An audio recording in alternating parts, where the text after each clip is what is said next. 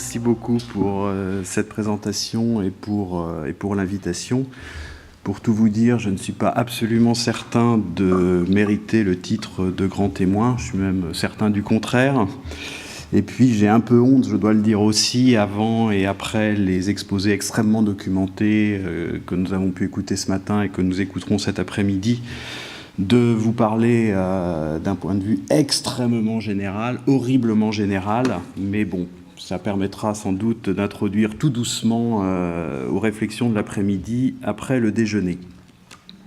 Alors, puisque il est question de mesures et de démesures, la première chose que je voudrais faire, c'est une distinction historique, puisque ces questions de mesures et de démesures, à l'époque moderne, se présentent de manière tout à fait différente de ce qui avait cours dans les temps anciens ou médiévaux.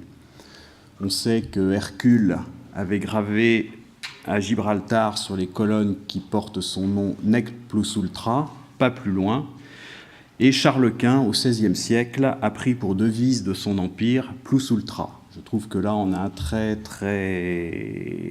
un symbole à la fois très simple et très signifiant du rapport très différent à la limite entre les temps anciens et les temps modernes. On est passé d'une mise en garde contre l'illimité qui était rabâchée dans l'Antiquité à sa promotion au sein de la modernité, d'une apologie de la limite à un appel constant à les dépasser. Le CNRS auquel j'appartiens, sa devise, c'est « dépasser les frontières ».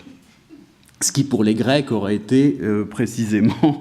C'était exactement l'opposé des sentences que les Grecs pouvaient lire dans le temple d'Apollon à Delphes, qui était rien de trop.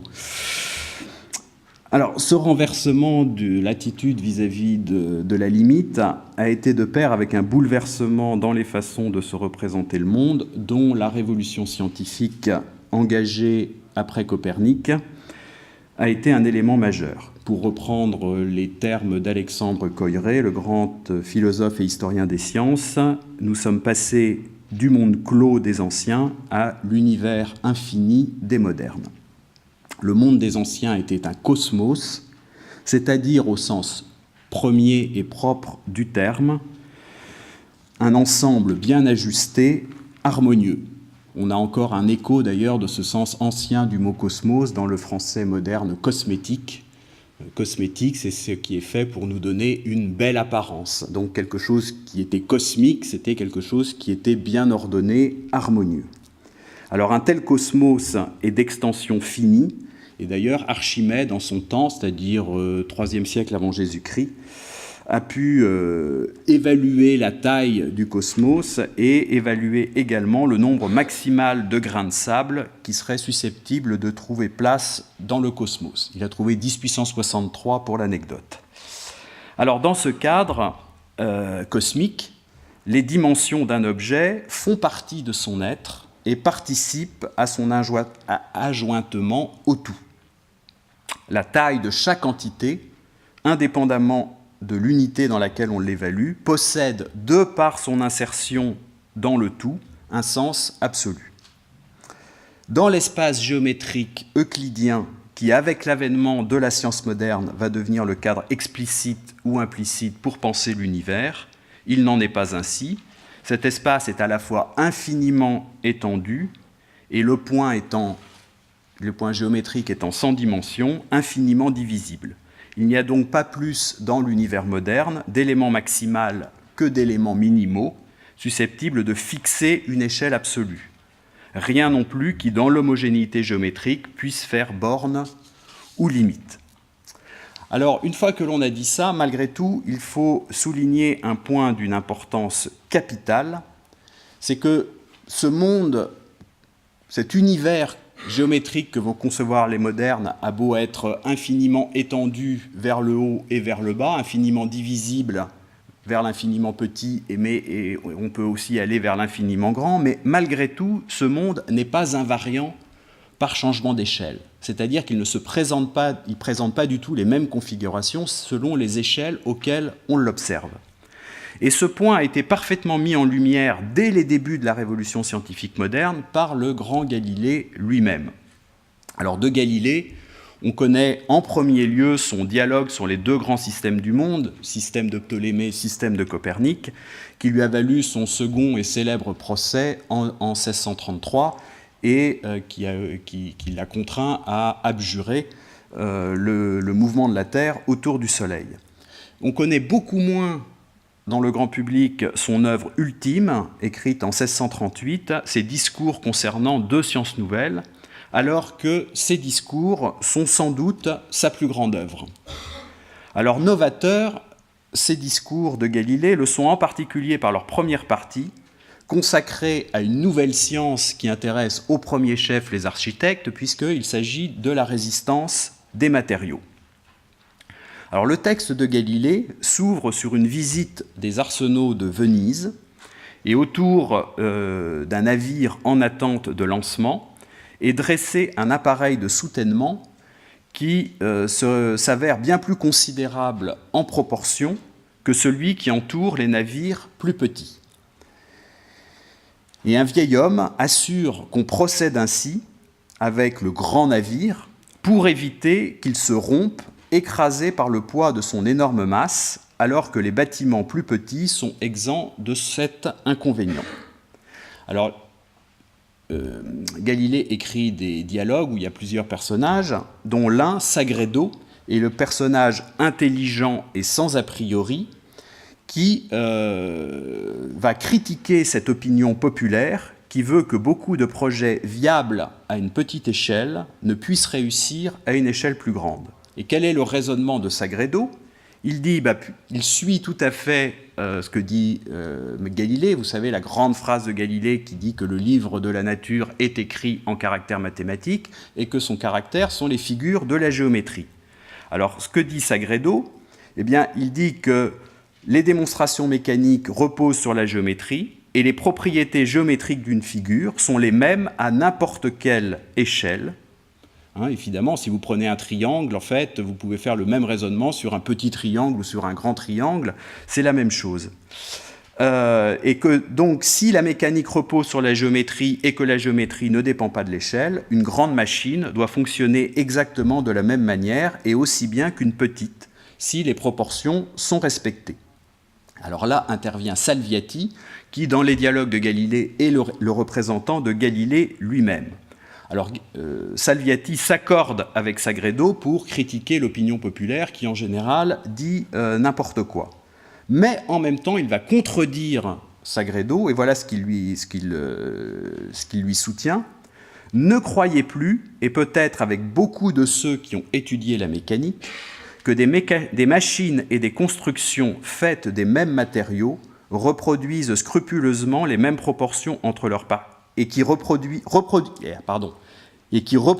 scrupuleusement les mêmes proportions entre leurs parties, doivent être également, ou pour mieux dire, proportionnellement aptes à résister ou à céder aux assauts et aux chocs venus de l'extérieur, car on peut démontrer géométriquement que les plus grandes sont toujours proportionnellement moins résistantes que les plus petites, de sorte qu'en fin de compte, toutes les machines et constructions, qu'elles soient artificielles ou naturelles, ont une limite nécessaire et prescrite que ni l'art ni la nature ne peuvent dépasser, étant bien entendu que les proportions et les matériaux demeurent toujours identiques. Fin de citation.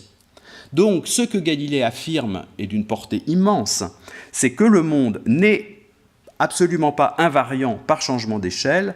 En termes modernes, on dirait que le monde est non linéaire. En mathématiques, on fait la distinction entre le domaine linéaire et le domaine non linéaire. Linéaire, c'est qu'en fait, les différentes variables varient proportionnellement les unes aux autres, alors que dans le domaine non linéaire, eh bien, les différentes variables ne varient pas justement proportionnellement les unes aux autres, et ça fait apparaître tout un tas de phénomènes, et en particulier, à certains endroits, des seuils où il y a des changements qualitatifs. C'est bien connu justement en résistance des matériaux. Si vous prenez une poutre et puis que vous la chargez, pendant un certain temps, la poutre, elle va petit à petit fléchir, et puis à un moment se produit une catastrophe, tout d'un coup, la poutre casse.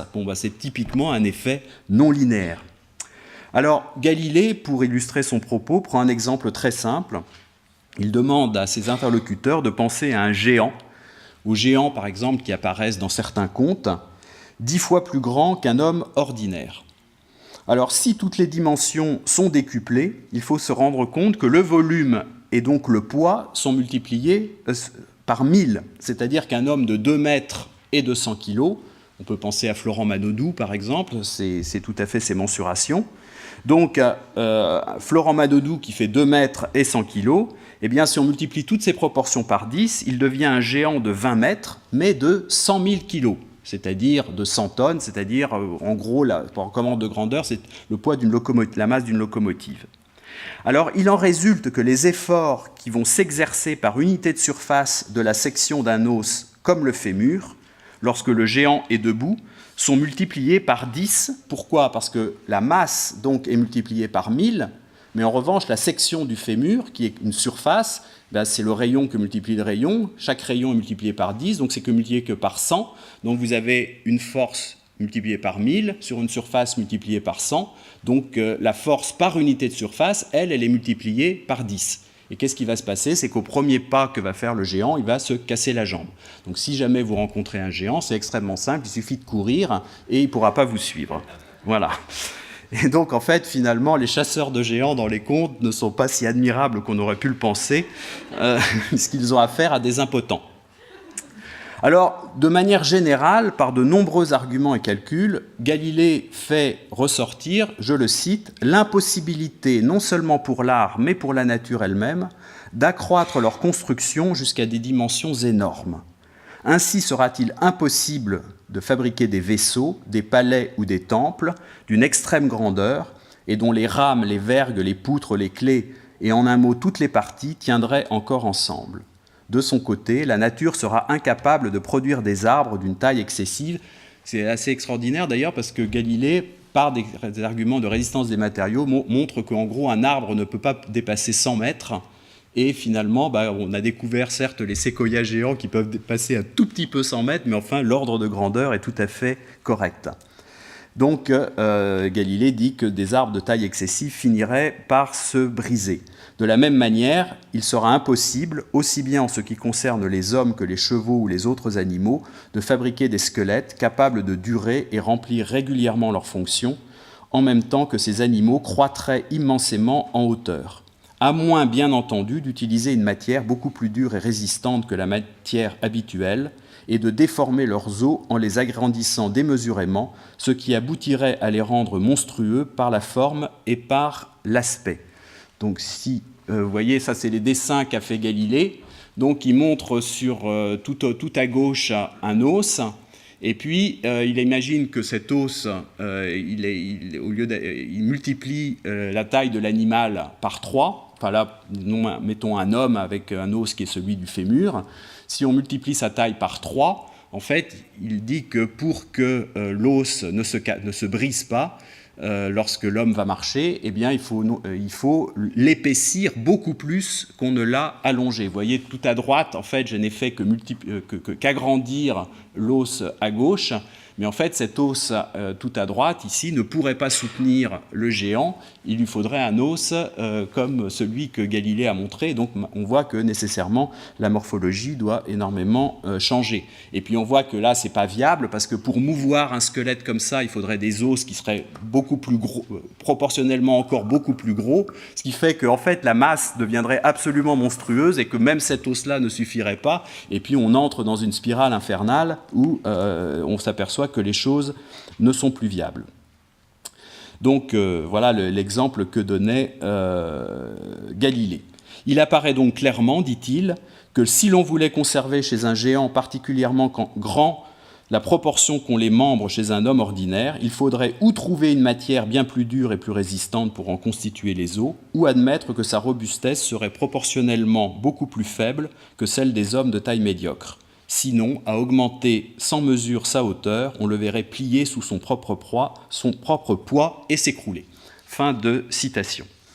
Alors, quelle conclusion tirer de ces remarques de Galilée ?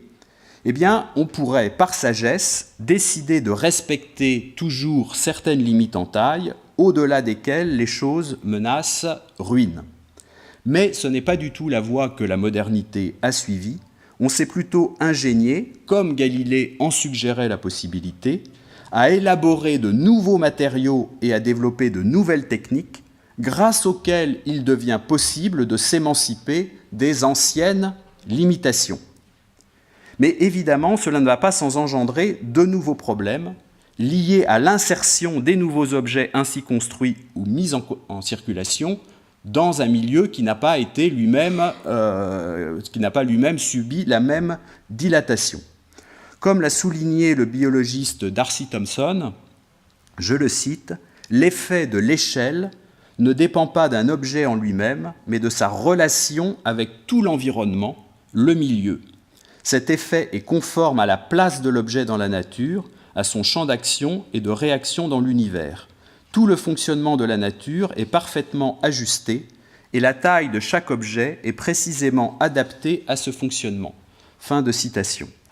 Alors bien sûr, dans le cas des artefacts humains, on peut s'appliquer à corriger l'une après l'autre les disproportions que par leur bigness, les nouveaux objets introduisent dans le milieu.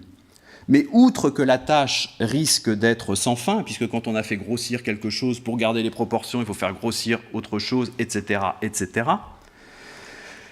il est un élément dont les échelles physiques et cognitives demeurent dramatiquement inchangées, c'est l'être humain lui-même. L'être humain peut faire grandir tout ce qu'il veut autour de lui, lui-même, il reste toujours à peu près inchangé.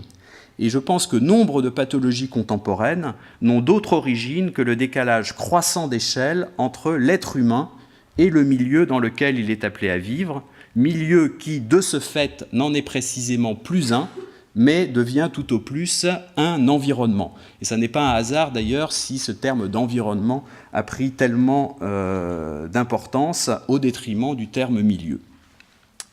Alors le décalage est patent dans le domaine de l'urbanisme et de l'habitat.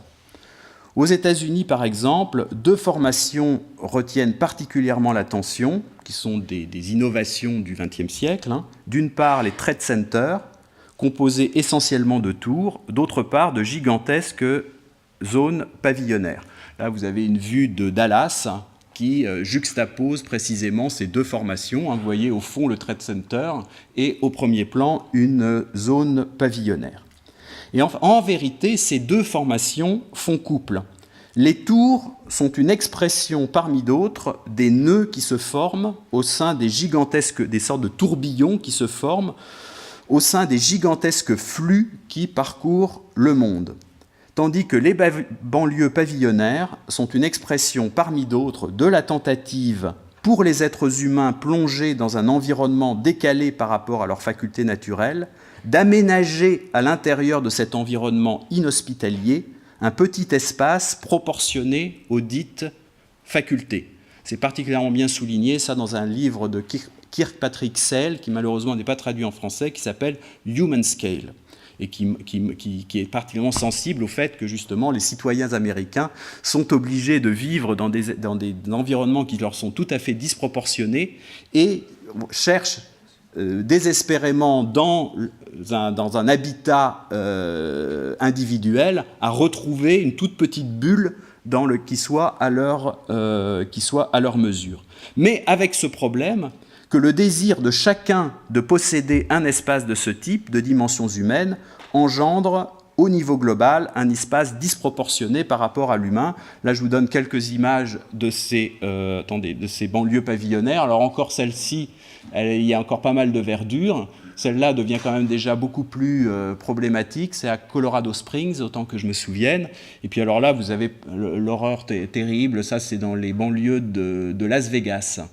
Vous voyez, où en fait, ces banlieues pavillonnaires qui sont une sorte de refuge pour les gens pour essayer de trouver dans leur maison particulière quelque chose qui soit à leur dimension, et puis finalement, la juxtaposition de tout ça crée un univers concentrationnaire.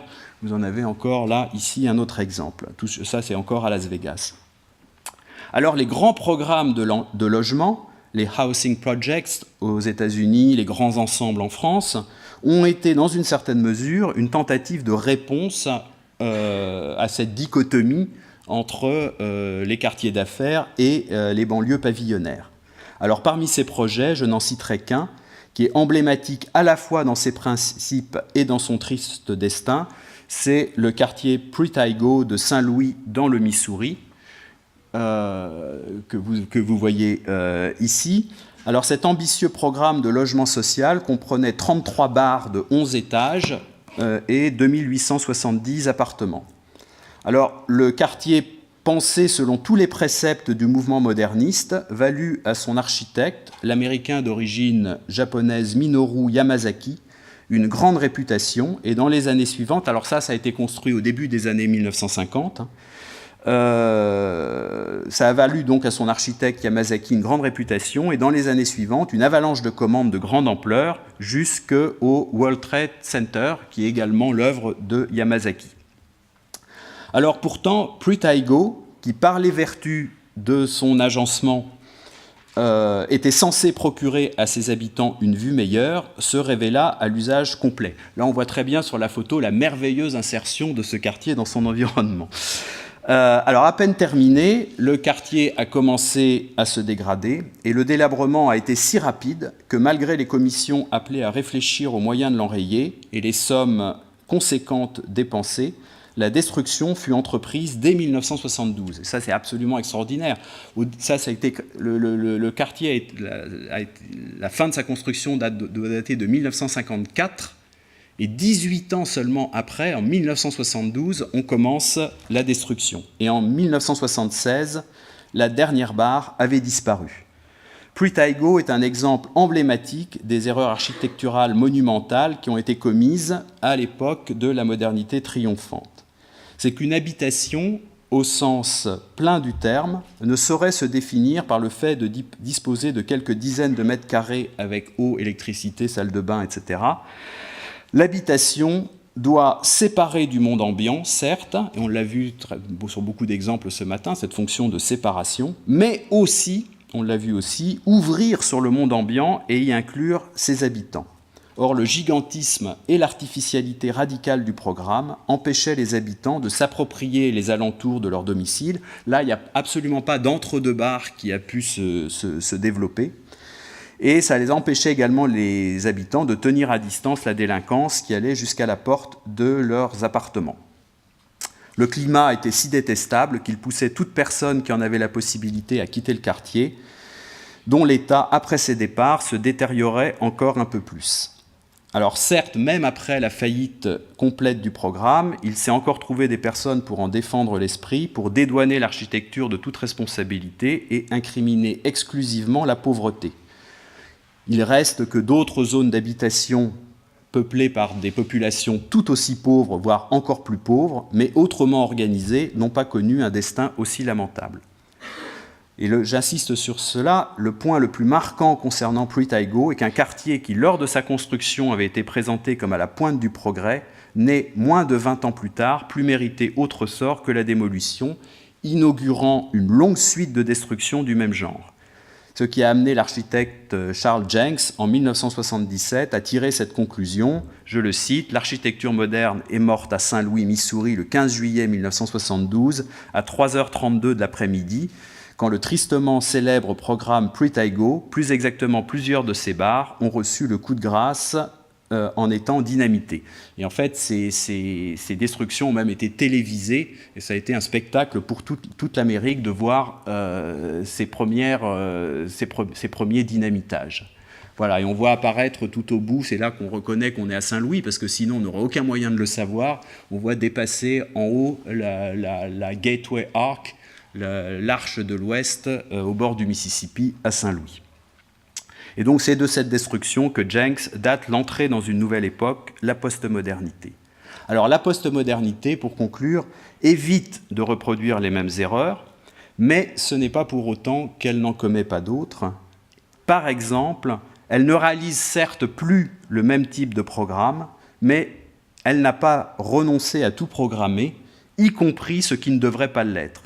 Je voudrais, pour illustrer ce point, évoquer l'expérience de quelqu'un dont j'ai beaucoup étudié les écrits, qui a beaucoup compté pour moi, et qui a eu son heure de célébrité dans les années 60-70, avant de passer de mode, et dont on est en train de réévaluer la pensée. Je veux parler d'Ivan Illich. Alors Ivan Illich, qui avait terminé ses études et été ordonné prêtre à Rome au tout début des années 1950, est parti pour New York alors qu'il était âgé à peu près de 25 ans, sur l'invitation de Jacques Maritain, dans l'idée de travailler à une thèse sur les écrits alchimiques d'Albert le Grand à Princeton. Et puis, qu'arrive-t-il? Sitôt débarqué sur le sol américain, Illich va complètement réviser ses projets, parce qu'en parcourant New York, il découvre la vague d'immigration portoricaine qui investissait à cette époque le nord de Manhattan, et se trouvant conquis en découvrant le barrio, par cette population aux mœurs simples et à la fois ardentes, il demande un rendez-vous au cardinal archevêque de New York, Francis Spellman, et il lui demande de l'affecter à l'une des paroisses où vivaient les portoricains. Et il va obtenir gain de cause, et donc il va devenir curé d'une paroisse portoricaine dans l'Upper West Side. Alors, avec ses multiples dons, Illich a appris l'espagnol en quelques semaines et s'est ensuite montré, au cours de ces quelques années qu'il a passées là-bas, remarquablement actif au sein de la communauté. Et c'est durant ces années qu'il fit la première expérience du caractère totalement inadapté et culturellement destructeur des grands programmes conçus pour venir en aide aux populations dites défavorisées. On n'imaginait pas, pour arracher ces populations à ce qui était qualifié de taudis, que de les transplanter dans de nouveaux logements construits pour eux, lointains, massifs et dotés du confort moderne. Ce faisant, ces populations étaient brutalement dépossédées de ce qu'elles avaient de plus précieux dans leur pauvreté, c'est-à-dire une vie sociale intense et une faculté encore très développée parmi ses membres à faire les choses par soi-même. D'habitants au sens plein du terme, on les transformait en simples occupants de mètres carrés. Et je cite cette réflexion générale d'Illich qui exprime bien une dynamique générale moderne que la postmodernité malheureusement ne fait que prolonger, voire intensifier. Je cite « Des verbes qui décrivaient une activité personnelle, telle qu'apprendre, se loger, se soigner, nous font irrésistiblement penser à des services dont la distribution est plus ou moins bien assurée. Nous pensons qu'il faut résoudre les problèmes de l'habitat, des soins médicaux, etc., sans nous souvenir un seul instant que les hommes pourraient être capables de se soigner ou d'édifier leur maison eux-mêmes. Tout est affaire de service, et l'adolescent, au lieu d'apprendre par exemple à s'occuper de sa grand-mère, apprend par contre à manifester devant l'asile de vieillards où il n'y a plus de lit disponible. » Fin de citation. Alors, pour en rester au cas des portoricains de New York, selon Illich, il aurait été bien moins coûteux et infiniment plus riche humainement et culturellement, au lieu de les transplanter dans des logements construits à leur intention, de leur donner accès aux matériaux qui leur auraient permis d'améliorer et de transformer le quartier où ils vivaient. De telles améliorations et transformations sont nécessairement très limitées, voire impossibles, dans le cas qui nous réunit aujourd'hui, qui est celui quand même des grandes barres d'immeubles. Là, ce dont Illich parlait, c'était le nord de Manhattan, qui était d'une toute autre nature.